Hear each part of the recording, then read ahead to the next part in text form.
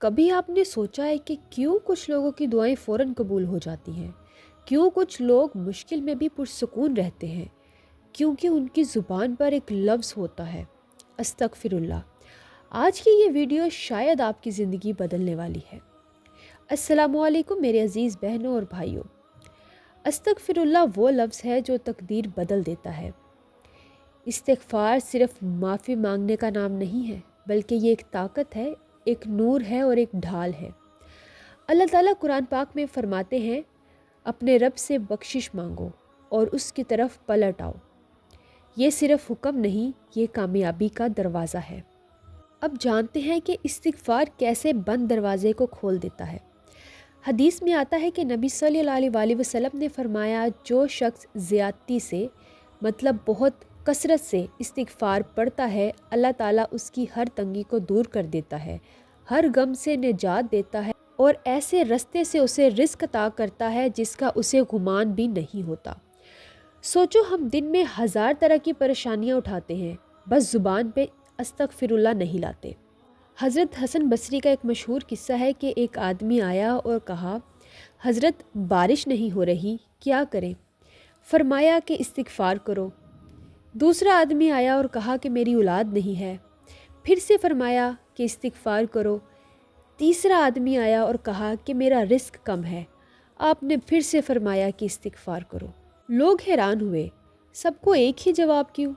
آپ نے فرمایا، میں نے قرآن میں دیکھا ہے کہ ہر پریشانی کا حل استغفار میں رکھا گیا ہے۔ اللہ تعالیٰ فرماتے ہیں کہ استغفار کرو، وہ تم پر آسمان سے بارش برسائے گا، مال اور اولاد میں اضافہ کرے گا، باغات عطا کرے گا اور نہریں جاری کرے گا۔ یہ ہے استغفار کی اصل طاقت۔ آپ جانتے ہیں کہ استغفار کی آواز اللہ کو کتنی پسند ہے؟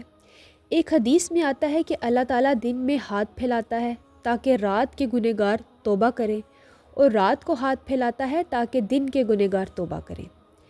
اللہ انتظار کرتا ہے کہ کوئی بندہ بس یہ کہہ دے، یا اللہ میں غلط تھا، مجھے معاف کر دے۔ ہماری بے چینی، بے سکونی کیوں ختم نہیں ہوتی؟ کیونکہ دل پہ گناہوں کی دھول جمی ہوتی ہے اور استغفار اس دل کو چمکا دیتا ہے۔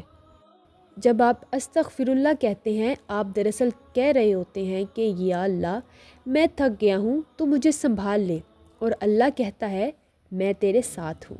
اب ہم جانتے ہیں کہ استغفار پڑھنے کی صحیح تعداد کیا ہے۔